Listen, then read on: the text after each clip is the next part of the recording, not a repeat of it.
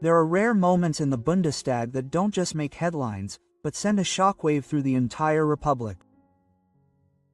Moments when a single image, a single detail, is enough to blow apart the facade behind which politics has been hiding for years. And that was exactly the kind of moment that was to happen that day. A moment that began with a single photo, which Weidel held up.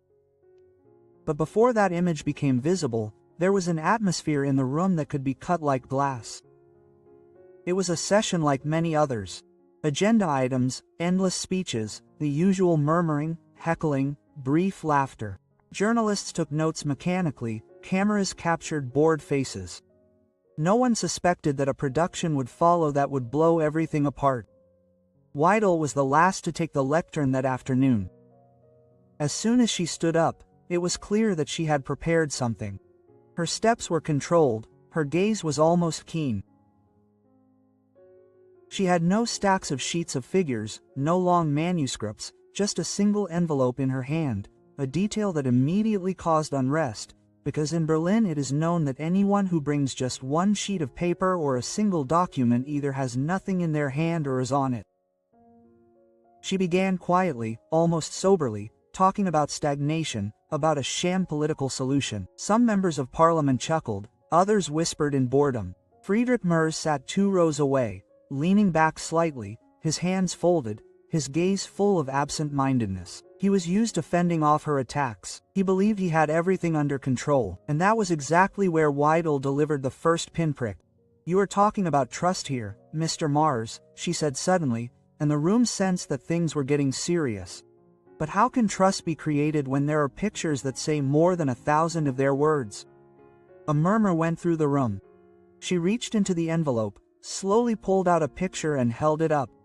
The cameras zoomed in immediately, showing Friedrich Merz, his hand outstretched, in a firm handshake with a man whose dark hair and full beard were strikingly eye-catching. For a split second, there was absolute silence. Then a storm broke out. Interjections, shrill questions, a tumultuous babble of voices that filled the room. Some shouted, "Who is that?" Others, "Scandal." The president tried to call for order, but no one listened. Merz's face changed. He turned pale, his brow tensed. Then he suddenly shot forward. He bent down to pick up his papers and slammed the edge of his hand on the table. He had never been seen like this before. The control he usually had so masterfully had disappeared. "This is an impertinence," he roared, his voice echoing through the room. "This image is manipulated. It's a lie." Both remained calm, almost eerily calm. Quote, she placed the picture on the podium, ran her fingers over it, and looked him straight in the eye. "Really? Was it a lie? Or is it perhaps just a reminder that you, too, have connections that you would rather hide?" That was the point at which the Bundestag finally exploded.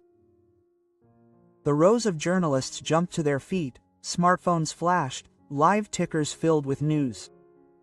It was the perfect moment. And if you love such revelations, then subscribe now so that you don't miss any more stories of this kind. While the president was desperately trying to restore order, Mars jumped to his feet. He stormed towards the speaker's podium, his face full of anger. He pointed his finger at Weidel. "You are crossing every line here. You are not destroying me, you are destroying the credibility of this house." Quote, but that was precisely the point. Credibility had long since wavered, because the picture was in the room. It had been seen and it had been seen, whether real or not, it had already had its effect. And Weidel knew it. She reached for the microphone and let the voices fade away. "The people out there have a right to know who is making arrangements with whom behind the scenes. They laugh at me, they despise me, but please explain to the citizens why you are shaking hands with this man, Mr. Mars." Mars was not shaking with fear, but with sheer rage. He stammered, searching for words that did not come, and it was precisely this silence, these seconds of speechlessness that were more deadly than any answer. Because in politics, it doesn't matter whether something is true. What matters is the same as the scandal that blew up in the chamber. Heckling from all sides, and out in the country, social networks were already flooded with screenshots of the image. Within minutes, it had become a symbol of Mars shaking hands with a stranger, an image that raised more questions than it answered. And as the waves in the chamber rose higher, Weidel smiled for the first time, not triumphantly, but knowingly. She had hit a nerve. But deep down, she also knew that this was only the beginning, because whoever owns such an image has power, and power attracts enemies. That, dear viewers, is precisely the essence of politics. Intrigue, images, symbols that have a stronger impact than any speech. And if you are curious about how Mars will react in the next few minutes and what twists and turns this story will take, then definitely stay tuned. Click like and write in the comments whether you believe that this image is real or manipulated. Because believe me, what happens after this image will eclipse everything that has come before. The tumult in the plenary hall seemed to have no end. Voices were hushed, heckling came from all directions. The president pounded desperately with the gavel, but no one listened. Alice Weidel stood motionless at the lectern, the image still lying in front of him, as if it were evidence in a trial. Friedrich Merz, on the other hand, squealed with anger. His voice cracked as he yelled a second time. "That is a forgery. I will take legal action." But this sentence was precisely his mistake, because in politics the rule is, the louder someone shouts, the less confident they appear. And that's exactly what the room sensed. Weidel deliberately let the silence take hold before she spoke again. "Mr. Merz, if this image really was manipulated, then please answer a simple question. When did you last see this man?" Like a stab in the back, it was. Merz's face froze. He tried to form an answer, but the longer he remained silent, the louder the murmuring became. The Green Party members jumped to their feet. "Who is this? Why isn't he saying anything? He thinks it's the SPD. This needs to be clarified." Even in the ranks of the CDU-CSU, uncertain faces could be seen. Merz clenched his fists. "You are leading this house into the abyss with your dirty tactics," he shouted. But his voice sounded brittle, too aggressive, and everyone sensed that this was no longer the sovereignty of the parliamentary group leader. This was the outburst of a man who had lost control. Weidel tilted her head as if listening intently. "I hear a lot of outrage, Mr. Mars," she said quietly, but no response. A blow to the core. Quote, the room was in an uproar again. Outside in the corridors, journalists were running around frantically. Typing, talking on the phone. Social media exploded, live streams were reaching record numbers. The image captured by the cameras was already making its way through all channels. The question that moved all of Germany, who was the man with black hair and a full beard, whom Mars shook hands with so naturally? But as public pressure grew, a more dangerous game began to unfold in the background. Even as the session continued, a CDU member of parliament leaned over to a colleague and whispered, "The picture is real." "I was there." The colleague stared at him in horror. "Don't say things like that out loud. It's the truth, and if she pursues it any further, he will fall." Because she knew she had more in her hands than just a photo. She knew there was a story behind it, a connection that could be dragged into the light. But she also knew that the further she went, the more enemies she would make. Not just in the CDU, but across the entire political structure. More than he felt he had to act. He leaned over to a staff member and whispered hastily, "Find out immediately where she got this picture from. Immediately. If this is shown again, I'm done for." The staff member nodded and stormed out, but other parties had long since begun digging in the background. The president finally adjourned the session. The atmosphere was too chaotic, too heated. Both of them slowly left the lectern, while all eyes were on them. Her face remained impassive, but inside she was electrified. She knew she had hit Mars, more deeply than she had initially wanted to admit. That evening, the atmosphere in the Bundestag cafeteria was like that of a war zone after a battle. Small groups everywhere, heated conversations, speculation. Some said it was her masterpiece, others that it was true, March is finished. Still others whispered, who leaked this to her? That very question also haunted Mars. In a small office, shielded from cameras, he sat with two confidants. He slammed his fist on the table. Quote, Someone in this house is playing dirty. This photo is not from outside. It was someone inside here. One of his confidants hesitated. And if it's one of us, Merz glared at him, then he'll pay for it. Weidel, on the other hand, was invited to a confidential meeting that same evening. Two members of the SPD, who would otherwise never have visited her, asked to meet in a discreet cafe not far from the Reichstag. She sat there with her arms crossed, listening to them. Quote, "We don't want Merz to be overthrown," one said, "but we want to weaken him. And if you continue to use this image, we could have common interests." Weidel smiled thinly. "You mean I should do your job?" The SPD man replied, "We mean we can help each other." That was the moment when Weidel realized that the photo was not only a scandal, but a lever. A lever that could play factions off against each other, but also a lever that dangerously exposed herself. Because the more she used it, the more urgent the question: who had leaked this image to her and why? The answer came faster than she thought. That same night, she received another message on her cell phone. No text, just another image. This time, it showed Merz giving the same handshake to a man in a lobby. Taken from a different perspective, there was a single sentence underneath. The first was just the beginning. Both of them stared at the screen. It was clear that someone was playing with her, someone was deliberately feeding her. But who and for what purpose? The next morning, the headlines were everywhere. Merz under pressure. Mysterious photo raises questions. Talk shows invited experts to discuss manipulation techniques.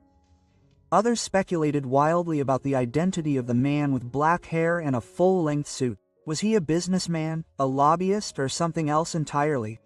Merz kept quiet. But behind closed doors, he screamed at his closest people. "If we don't immediately clarify the origin of these images, I'm politically dead." And that, my friends, is exactly where the story takes a turn. Because it's no longer just about a photo. It's about who has control over the truth, who determines what is real and what is not. And in part 3, you will see how far intrigue can go when suddenly not only careers but also livelihoods are at stake. If you found this moment exciting, give it a like. Write in the comments whether you believe that the images are real or manipulated, and don't forget to subscribe to the channel so that you don't miss the next twist. The third session after the scandal began in a climate that was more reminiscent of a political state of emergency than of orderly parliamentary work. It was already noticeable in the hallways that no one was talking about laws or votes anymore. Everything revolved around this one image, or rather the images that suddenly appeared. Journalists besieged the entrances, cameras clicked as Merz entered the building. He seemed stiff, his movements forced. He had hardly slept that night. You could tell. Behind his facade of sovereignty, an inner struggle raged. Should he continue to deny or finally explain who the man was? Any decision could bring him down. Alice Weidel, on the other hand, appeared with a calm that seemed almost uncanny. Her steps were slow and controlled, her facial expression neutral. But deep down she was just as agitated as Merz, because she knew that these images were a weapon, but not her own. Someone was pulling the strings in the background. The planning chamber filled up. The members of parliament whispered excitedly. Everyone was just waiting for the bomb to go off again, and it did, faster than anyone had expected.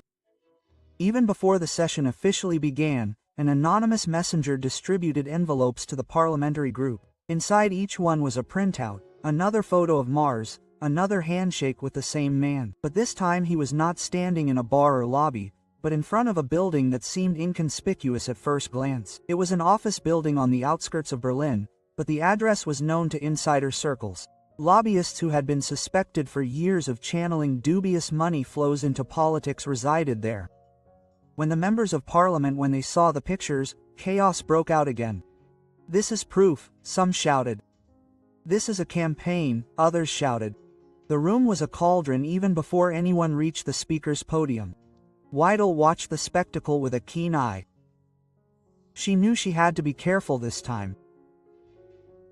If she exposed herself too much, suspicion could fall back on her, but if she remained silent, she would miss the opportunity to drive Merz into a corner once and for all. Merz was the first to jump up. He held up the picture. His voice rumbled with anger. This is an orchestrated campaign against me. These pictures are manipulated. I demand a forensic investigation and criminal prosecution of those who circulate them." But at that very moment, a member of parliament from his own ranks stood up. It was the same man who had previously rumored that he had seen the handshake. This time he spoke loudly. "Mr. Merz, please stop already.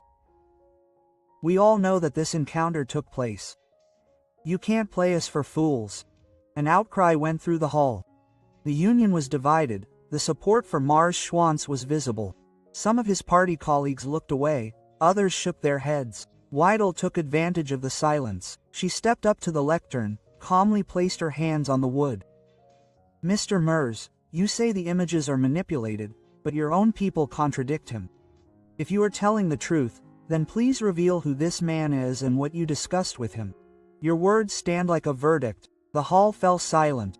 Everyone waited. Marz breathed heavily. You could see how he was struggling inside. He knew that any answer could be fatal. Silence would weaken him, speeches might destroy him. But before he could say anything, something happened that no one had expected. The large screen, which normally displayed figures or agendas, suddenly flickered. An image appeared, the same photo, crisp and sharp, this time supplemented by a caption. Meeting with Hassan Al-Karim. Lobby is an advisor to international financial circles. An outcry went through the rows. The technology had been hacked. Everyone stared spellbound at the screen. Merz stormed forward, waving his arms. "This is manipulation. I don't know this man." But his words were drowned out by the tumult. Weidel stood still. Her mind raced. The name that had been superimposed was new. She had never heard it before. Whoever was controlling these images knew more than she did. Much more. Even as the president interrupted the session, Marz ran out of the chamber, followed by security guards. It was an image that went around the world. The powerful parliamentary group leader fleeing a revelation. That evening, Weidel sat alone in her office. She stared at her cell phone, which vibrated again. Another anonymous message. This time, not a picture, just a sentence. They saw it, but didn't understand it. Weidel felt goosebumps.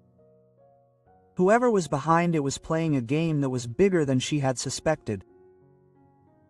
And she understood that she too was just a piece on the chessboard. March, on the other hand, was furious. In a secret meeting with his fierce confidants, he yelled, "Find out who is behind this. I want names, I want proof." But one person in the group remained conspicuously silent. It was the same member of parliament who had openly challenged him in the chamber. His eyes were shining. He knew more than he was letting on. Germany, a stand-up comedian. News channels spoke of the biggest intrigue in decades. Newspapers headlined March in the stranglehold of mysterious images. Talk shows debated whether this was his political end. And that, dear viewers, is precisely where the suspense lies. Who is really behind these revelations? Is it an internal party conspiracy, a foreign network, or something even bigger? In part 4 you will see how the truth comes to light. And believe me, the ending will surprise you, because sometimes the biggest intrigues are not controlled from outside, but arise right where you least expect them. If you want to know how it ends, definitely stay tuned. Write to me in the comments whether you think March is a victim or a perpetrator, and don't forget to subscribe to the channel. The next morning was like a political state of emergency. Even before the sun had risen, as the blaze of light loomed over Berlin, news channels were on a continuous loop. Newspapers printed special editions. Social media feeds were full of memes, theories, and heated discussions. The image, the names, the hacker image, all of this had thrown Germany into turmoil. Friedrich Merz had disappeared. No one had seen him since he left the plenary hall. Journalists camped out in front of his house, but it remained dark inside. Speculation ran rampant. Was he in seclusion? Had he resigned? Or was he planning a counterattack? Alice Weidel made a show of appearing confident in her appearance, but inside she was agitated. She had the feeling that the situation had gotten out of control. The images, the anonymous messages, the sudden public humiliation, This was no longer a normal political exchange of blows. This was a game in which someone was pulling the strings in the background. The chamber was filled with an eerie atmosphere. Everyone was present, but no one was discussing any agenda items. Everyone was waiting for an explanation. And then the unexpected happened. Friedrich Merz entered, pale, exhausted, but determined. He walked slowly to the lectern, placed his hands on the wood, and began in a hoarse voice. "Yes, I met this man." A thunderclap went through the room. "His name is Hassan Alkar Karim. He was introduced to me as a financial expert. We spoke for a few minutes, nothing more. There were interruptions. Unbelievable. Why did you keep this a secret?" Merz raised his hand because there was no reason to make it public. "It was an insignificant meeting, but someone in this house is using these images to destroy me. And I tell him, the enemy is not sitting outside. The enemy is sitting here." The room was in uproar. Members of parliament jumped up and shouted at each other. The president once again lost all control. But while everyone was shouting, Weidel stared at Mach's face. She saw no lie. She saw panic, despair, and something even more dangerous, the knowledge that she had been betrayed. Suddenly, a man from the CDU ranks stood up, the same member of parliament who had contradicted Merz earlier. His voice was firm and cold. "Yes, Mr. Merz, the enemy is sitting here and today he has a name." All eyes were on him. He stepped forward slowly, letting his gaze wander around the room. "I know, the one who passed on the pictures." A murmur followed by silence. "Not because I wanted to overthrow Merz, but because I find it unbearable that we preach transparency here while at the same time secretly making deals with people nobody knows." Merz stared at him, unable to speak. Weidel felt the tension in the air begin to crackle. This was the betrayal that explained everything, but the member of parliament was not finished yet. Quote, "But don't you think that Ms. Weidel is the heroine here?" He continued. "She was used, just like Merz. These pictures are not mine. They come from someone who is even deeper into the system. I merely forwarded them." Now the room finally erupted in chaos. Questions flew through the room. Members of parliament shouted at each other. Weidel stood there as if in shock. She realized that she had actually been just a pawn in a larger game. Someone had targeted her, fed her, in order to trigger the scandal. And then came the plot twist. An employee of the Bundestag administration came to the lectern and whispered something in the president's ear. She nodded palely and announced in a trembling voice, "We have found the source of the images. They come from internal security cameras. The person who had access to them sits on the Committee on Internal Security." A shock went through the room. Everyone knew what that meant. It was not an outsider, not a foreign secret service, but someone at the heart of German politics, someone with access to confidential data. Merz sank into his seat, his hands in front of his face. Weidel breathed heavily. For a moment there was absolute silence. Then applause began, first sporadically, then louder. Not for Weidel, not for Merz, but for the demand for clarification. A committee of inquiry was decided on the same day. Cross-party. For the first time in years, the parties stood shoulder to shoulder with guilt. Weidel stepped up to the microphone again. Her voice was clearly serious. "I used this image because I believed I had to bring a truth to light. Today I know that I myself became part of an intrigue. But that is precisely why it is our duty to clean up this swamp. Not against each other, but with each other." Merz stood up, visibly marked. He nodded. "Ms. Weidel is right. We allowed ourselves to be played off against each other. That must never happen again." It was a moment that no one would have expected. Weidel and Merz united in a demand for truth. Not a triumph, not a downfall, but an unexpected alliance. The cameras were waiting outside the Bundestag. Journalists asked, "Is this the end of Merz? Is this the rise of Weidel?" Quote. But the headline that prevailed that evening was, "Bundestag demands clarification." Intrigues exposed. In the days that followed, the situation slowly calmed down. The committee began its work. The public remained electrified. Both gained respect. Merz lost his luster, but not his power. Both had survived because they had understood at the crucial moment that they were playing a bigger game than they suspected. That was the happy ending to this story. No cheap triumph, no political downfall, but the realization that even in the midst of intrigue and betrayal, a spark of truth and cooperation is possible. And that is precisely why, dear viewers, it is worth following such stories. If you want to experience more of these political power games, then subscribe now, like the video and write in the comments whether you believe that such intrigues also happen in reality. Because believe me, reality is often even more exciting than any fiction.